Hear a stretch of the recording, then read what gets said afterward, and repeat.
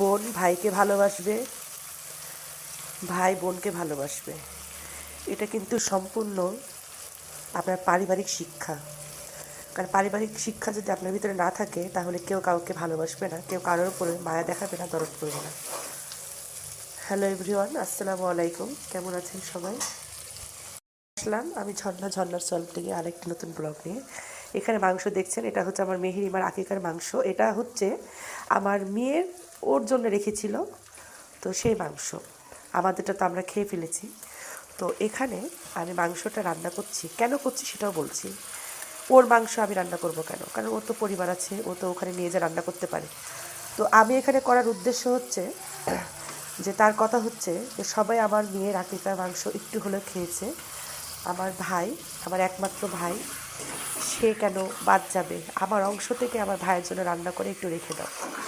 কারণ আমার ভাই আমার জন্য যথেষ্ট করে, যথেষ্ট ভালোবাসা দেয়।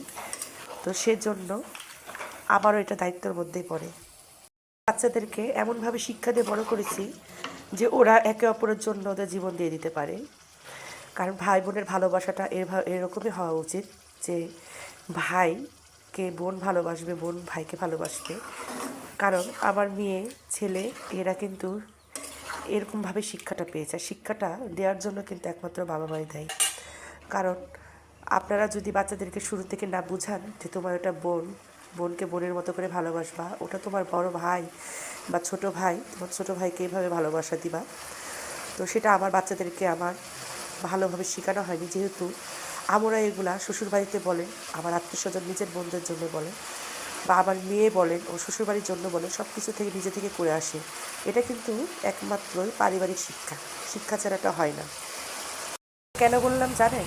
এটা বললাম এর জন্য যে আমি বাচ্চাদেরকে এমনভাবে তৈরি করেছি, না তাদেরকে যদি কেউ উচ্চ কথায় কোনো গালিগালাজও করে বা খারাপ ব্যবহার করে, তাদের কিন্তু পরক্ষণে যায় ওদেরকে আমার সন্তানরা কখনোই খারাপ ভাষায় কথা বলে না কিংবা গালিগালাজ করে না। হ্যাঁ, একটা জিনিস করে, তারা মনে কষ্ট পায় এবং সে কষ্টটা মনের ভিতর তাদের রয়ে যায়।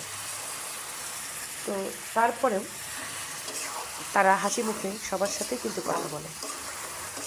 তো যাই হোক, এর আগেও দেখেছেন যে আমার বড় মেয়ে, আমার ছেলেটা নাই, ছেলের জন্যে গত ঈদের কুরবানিদের মাংস রান্না করে রেখে দিয়েছি। আর এটা আকিকার মাংস, এখান থেকে একটু রেখে দিবে সে তার বোনের ভাইয়ের জন্য। কারণ বোন যখন বিয়ে হয়ে যায়, ভাইয়ের মায়া, ভাইয়ের দরদটা কিন্তু এক বোনই বুঝে। আর আমি তো বলেই দিয়েছি যে দেখো, যতদিন পর্যন্ত বেঁচে আছো ভাই বোনের সম্পর্কটা অটুট রাখবা। মা বাবা কী বলছে, মা বাবা কী করছে সেদিকে কান না দিয়ে নিজের ভাইকে কীভাবে যত্ন করবা, ভালোবাসা দিবা, এভাবেই করে যাবা। কারণ বেঁচে থাকাকালীনই পারবা, যখন মৃত্যুবরণ করবা তখন কিন্তু বাবা মার সাথে দেখা করার একবার সুযোগ পাবে, কিন্তু কোনো ভাই বোনের সাথে দেখা করার আর কোনো দিন সুযোগ পাবে না।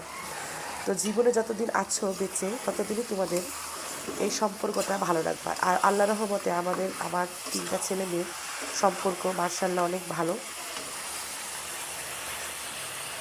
ওদেরকে কিছু বলা লাগে না, ওরা নিজেদের প্রতি আলাদা একটা কেয়ার করে। আমাকে কখনো শেখানো লাগেনি যে কীভাবে ভাইকে ভালোবাসতে হয়, কীভাবে বোনকে ভালোবাসতে হয়। ও বড় বোন হিসেবে যথেষ্ট ভালোবাসা দেয়। আর আরেকটা জিনিস হচ্ছে, বিয়ে হয়ে গেছে তো কী হয়েছে, বোন কি ভাইয়ের জন্য কিছু করতে পারে না? অবশ্যই মনের ভিতরে যদি ইচ্ছা থাকে অবশ্যই করতে পারবে। এটার জন্য কোনো বাবা মার পারমিশন লাগে না। হ্যাঁ, বাবা মার পারমিশন লাগে না, কিংবা বাবা মার কোনো এর ভিতরে কোনো হস্তক্ষেপও লাগে না। কারণ একমাত্র তারা 2 ভাই বোন ছোটোবেলা থেকে যখন বড় হয়েছে, তখন যখন কোনো কিছু করা লাগেনি, তাহলে বড় হয়ে যাওয়ার পরে কেন সব কিছু বলে দেওয়া লাগবে? তো যাই হোক, আল্লাহর রহমতে সব ঠিক আছে। আমার পরিবারের দিক দিয়ে আমি এদিকে খুশি যে একে অপরকে সবাই ভালোবাসে, ভালোভাবে সম্মান দেয়। বিয়ে হয়েছে তো কী হয়েছে, বা আমার ছেলের যদিও বা বিয়ে হয়ে যায় কখনো, হয়তো বা এরকমই থাকবে, বেঁচে আছে যতদিন হয়তো বা সম্পর্ক এরকমই থাকবে, বা আমি থাকাকালীন সম্পর্ক এভাবে রাখার চেষ্টা আমি করে যাব। তো যাই হোক, দেখতে থাকুন। আর আরেকটা জিনিস দেখায় আপনাদের, এখানে করলা কেটে নিয়েছি, করলা ভাজি করব। আর এখানে যে বড় বড় পাবদা মাছ আছে, পাবদা মাছের একটু ঝোল করব। ডাউল আছে, পাতাকপি গাজর দিয়ে ভাজি আছে। সকালবেলা নাস্তাটা আপনাদের মাঝে শেয়ার করাই হচ্ছে না আমার। তো যাই হোক, এই যে দেখেন, এই মাছটা কিন্তু আমি যশোর থেকে নিয়ে এসেছিলাম। যশোরে এই পাবদা মাছগুলো দেখে একটু ভালো লাগলো, বড় বড় আছে পাবদা মাছগুলো।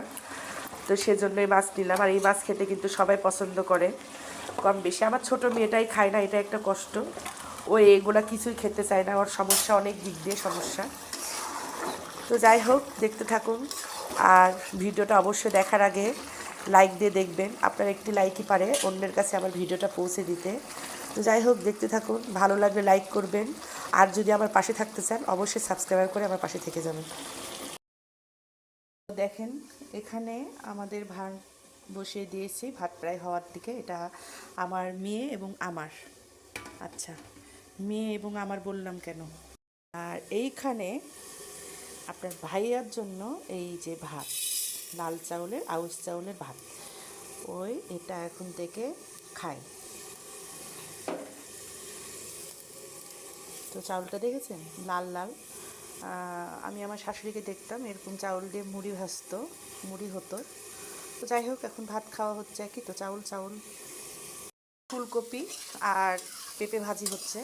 পেঁপেটা তো আপনারা জানেন শরীরের পক্ষে অনেক ভালো, শরীরকে খুব ভালো রাখে, পেটের জন্য ভালো, স্বাস্থ্যের জন্য অনেক ভালো। তো এর সাথে আমি একটা ফুলকপি অ্যাড করেছি। যে সবজির দাম, গ্রামে থাকি ঠিকই, কিন্তু সবজির দাম আকাশ ছোঁয়া সব জায়গায়। 100 টাকা কেজি হয়ে গেছে এখন সব কিছু। সবজি কিনে খাবো তাও 100 টাকা কেজি। তো কিছু করার নাই। এই তো এখানে সবজি বলতে এই ভাজি করছি। এখানে আপনার ভাইয়ার ভাত বসিয়ে দিয়েছি।